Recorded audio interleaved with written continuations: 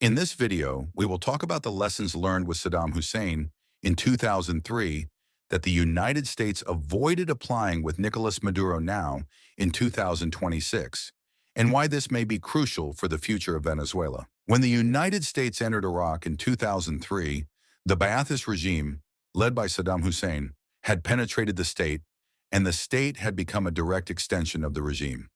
Therefore, there was, at that time, the fear that if you left the pillars intact, the ghost of the Ba'athist dictatorship could return. And it was in this context that the Provisional Authority Coalition emerged, which advanced with two acts that were marked as symbols of the total cut with the old regime. The first was the de-Baathification, with the Provisional Authority issuing, shortly after the fall of Saddam, a decree determining the removal of members of the seniors of the party, the state apparatus, and the dissolution of party structures in government and public institutions. The second was the dissolution of the entities of the old regime, and in practice, the dismantling of the military and security apparatus that existed under Saddam. In practice, this led to the removal of thousands of Iraqi people from the state's cadres at once.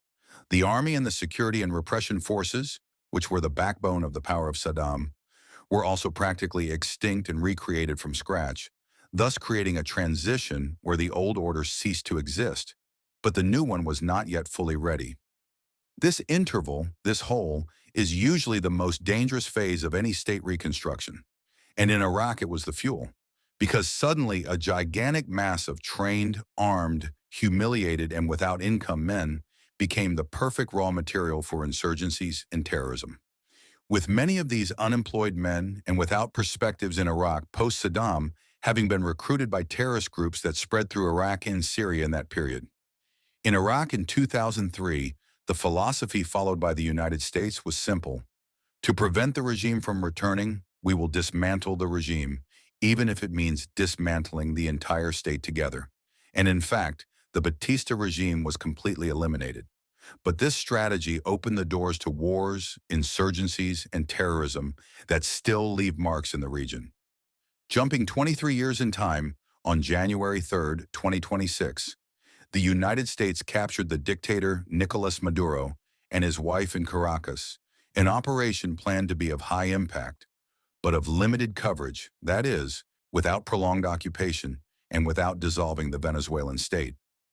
The difference has already begun at this point, with the United States and Venezuela aiming not to invade, take the country and rebuild it, but to remove the top of the head and administer the consequences. The next day, the Venezuelan court determined that Vice Chairwoman Delcy Rodriguez would take over as interim, ensuring the so-called institutional continuity with the state apparatus, its ministries, judiciary, armed forces, and police remaining in operation. That is, instead of the shock that dismantles everything, as happened in Iraq, the logic in Venezuela is being gradually pressured with compensations and calibrated threats, trying to induce reforms that, to the eyes of Venezuelans, seem to be domestic and not imposed by an invading foreign power.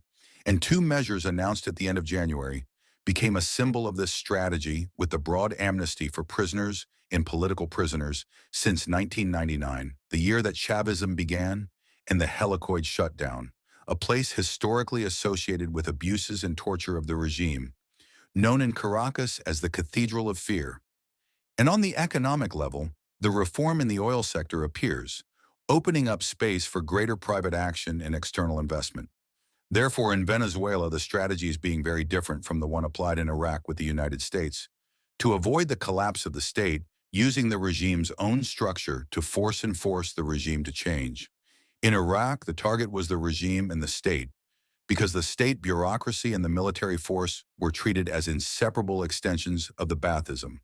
But in Venezuela, the target is the political command, the head, while the rest of the machine is maintained to avoid the administrative and security collapse.